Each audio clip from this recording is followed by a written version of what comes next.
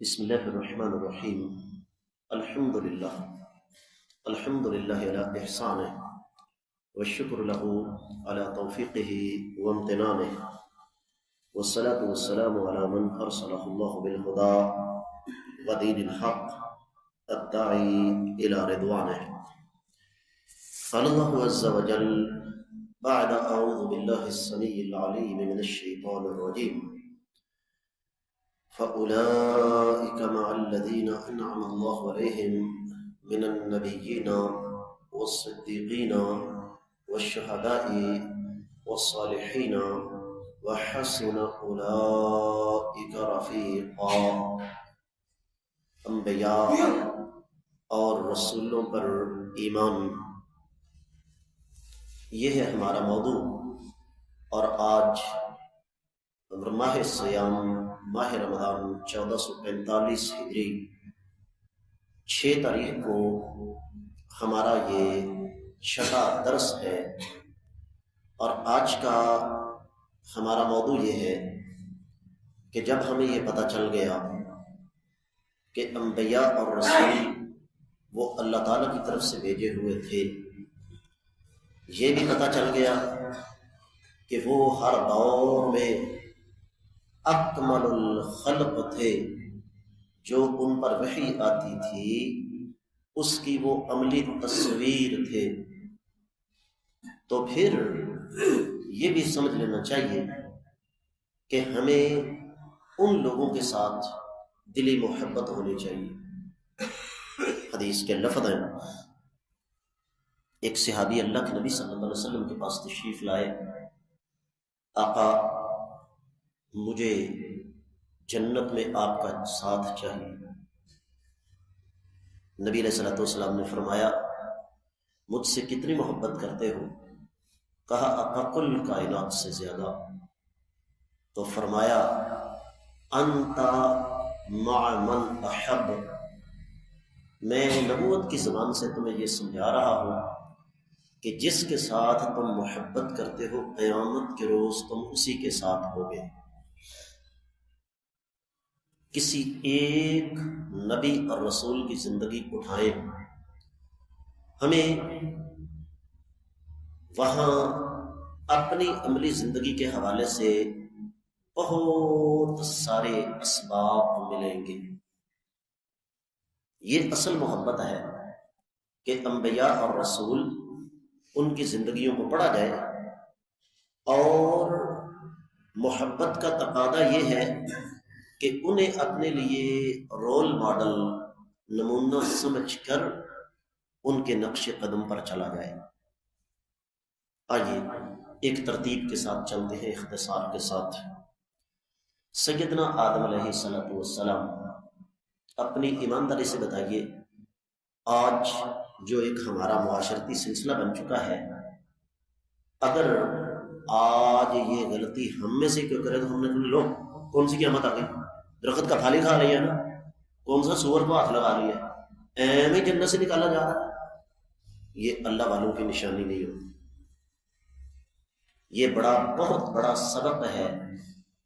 پھر مزید آگے بڑھیے، اولاد یہ انسان کی کمزوری ہوتی ہے۔ آنکھوں کے سامنے بیٹا غرق ہو گیا ہے، لیکن سیدنا نوح علیہ السلام نے اللہ تعالیٰ سے شکوہ کرنے کی بجائے اللہ تعالیٰ سے معافی مانگ لی ہے کہ الہ العالمین آپ سچے ہیں، اصل میری نسل وہی ہے جو میری بات مانے، جو میرے نقش قدم پر چلے۔ کسی کو اس بات کا علم ہے کہ سیدنا ایوب علیہ السلام کتنا عرصہ بیماری کے اندر مبتلا رہے؟ پتہ کسی کو جی؟ 18 سال۔ کتنا عرصہ؟ اور ایک ہے بیماری، سگے بھائی دور کھڑے ہو کر کیا کہتے ہیں؟ اس نے یقیناً کوئی ایسا گناہ کیا ہوگا جس وجہ سے اللہ نے اس پر عذاب نازل کیا۔ جسمانی تکلیف الگ، ذہنی تکلیف الگ، لیکن قرآن نے سیدنا ایوب علیہ السلام کو صابر قرار دیا، اور جب انہوں نے کمال درجے کا صبر کیا تو قرآن کہتا ہے کہ جو کچھ ان سے چھینا تھا نا، ہم نے وہ بھی واپس کر دیا اور اتنا ہی اور بھی ان کو دے دیا۔ وجہ عرش والے رب کے خزانے کون سے خالی ہیں؟ تو اس سے ہمیں سبق کیا ملا کہ میٹھا میٹھا ہاپا ہاپو اور کڑوا کڑوا تھو تھو کی جو پالیسی ہے نا، یہ اللہ والوں کی نشانی نہیں ہوتی۔ رب کائنات خوشیاں دے، الحمدللہ۔ اللہ تعالیٰ کی طرف سے سختی آ جائے، آزمائش آ جائے، تب بھی الحمدللہ۔ مزید آگے بڑھیے، دو نبیوں کا ذکر کروں گا۔ ایک نبی صرف اس وجہ سے جیل میں رہتا ہے کہ میں اس عورت کے ساتھ بدکاری نہیں کر سکتا۔ جرم کیا ہے، گناہ کیا ہے کہ یہ عورت مجھے اپنی طرف مائل کرتی ہے، میں نے یہ گناہ نہیں کرتا۔ انسان سزا بھگتتا ہے گناہ کرنے کی وجہ سے۔ سیدنا یوسف علیہ السلام نے سزا بھگتی کس وجہ سے؟ گناہ نہ کرنے کی وجہ سے۔ اس سے ہمیں سبق کیا ملا؟ ہر قیدی مجرم نہیں ہوا کرتا۔ اور دوسری طرف میں نے کہا دو مثالیں دیتا ہوں۔ سیدنا موسیٰ علیہ السلام 10 سال اپنے سسر کی بکریاں چراتے ہیں، کس لیے؟ کہ ان کی بیٹی نیک لڑکی تھی، اس کو اپنی زندگی کا ہمسفر بنانا تھا۔ اس سے پتہ کیا چلا کہ نیک لوگوں کا ساتھ حاصل کرنے کے لیے انبیاء کی زندگی ہمیں بتاتی ہے کہ نیک لوگوں کا ساتھ حاصل کرنے کے لیے 10 سال محنت بھی کرنا پڑے تو یہ خسارے کا سودا نہیں، اور اپنی عاقبت بچانے کے لیے 10 سال جیل میں بھی گزارنے پڑے تو یہ خسارے کا سودا نہیں۔ سیدنا یوسف علیہ السلام کے والد بولو، سیدنا یعقوب علیہ السلام، ہماری پنجابی زبان میں کہتے ہیں کہ بچھڑے کا دکھ مرے ہوئے سے زیادہ ہوتا ہے۔ کوئی نہیں اندازہ کر سکتا ایک باپ کے دکھ کا۔ ٹھیک ہے، چھوٹی سی آزمائش نہیں، بیٹے آ کر نقلی خون لگا کر قمیص سامنے رکھ رہے ہیں کہ ابا جی دیکھو یوسف کو بھیڑیا کھا گیا۔ کہا میں نہیں مان سکتا۔ کیوں؟ کہنے لگے جب تک میں اپنے بیٹے کی لاش کو اپنی آنکھوں سے نہ دیکھ لوں مجھے کیسے یقین آئے گا۔ لیکن کیا سیدنا یعقوب علیہ السلام نے اپنے بیٹوں سے جھگڑا مول لیا؟ نہیں۔ بالکل اسی طرح سیدنا یونس علیہ السلام، وہ بھی میری اور آپ کی طرح نہیں تھے۔ غلطی ہو گئی، رب کائنات کے حکم کا انتظار نہیں کیا تو غلطی پر اصرار نہیں کیا۔ ہمارا پورا معاشرتی ٹرینڈ کیا ہے؟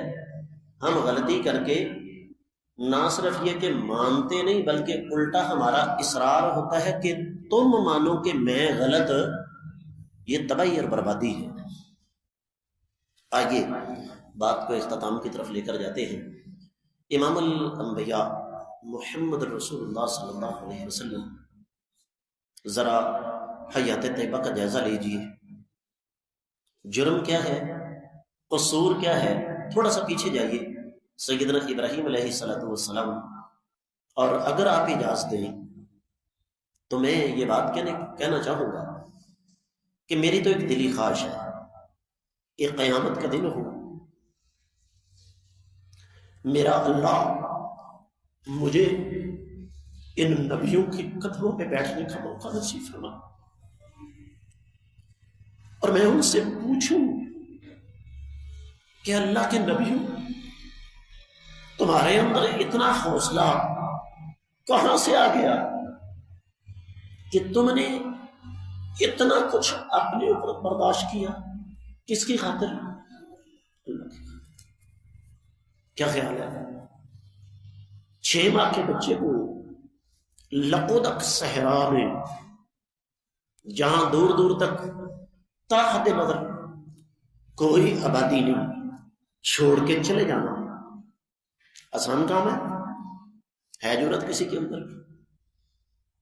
پھر یہی بے باسا نہیں، سیدنا ابراہیم علیہ السلام پر کون سی آزمائش ہے جو نہیں آئی؟ اور میں انشاءاللہ پوچھوں گا سیدنا اسماعیل علیہ السلام سے کہ جب آپ کو والد نے لٹایا اس وقت آپ کے دل و دماغ میں کیا چل رہا تھا؟ اتنا کچھ برداشت کیا کس کی خاطر؟ اور پھر نبی رحمت صلی اللہ علیہ وسلم، آپ کو پتہ ہے آقا علیہ الصلوۃ والسلام کا سب سے بڑا دشمن کون تھا؟ ابو لہب، سگا چچا ابو جہل کا تذکرہ قرآن کے اندر اللہ نے نام لے کر نہیں کیا۔ شاید آپ کو یاد ہو میں نے بتایا تھا کہ ابو لہب کے 5 بچے مسلمان ہوئے۔ سگے باپ کے بارے میں پڑھتے ہیں تبت یدا ابی لہب و تب۔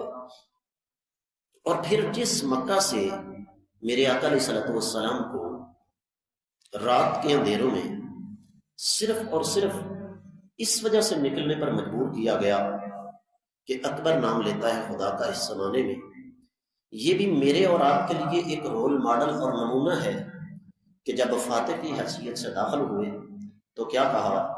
لا تثریب علیکم اليوم، اپنے اندر اتنا ظرف پیدا کرنا ہے، کہا جاؤ مکہ والو میرا اللہ بہتر فیصلہ کرنے والا ہے، آج میں تمہیں کچھ نہیں کہتا۔ تو حاصل کلام کیا ہے کہ انبیاء اور رسولوں پر ایمان کا تقاضا یہ ہے کہ ان کو نمونہ سمجھ کر ان کے نقش قدم پر چلا جائے۔ باقی انشاءاللہ کل کے سبق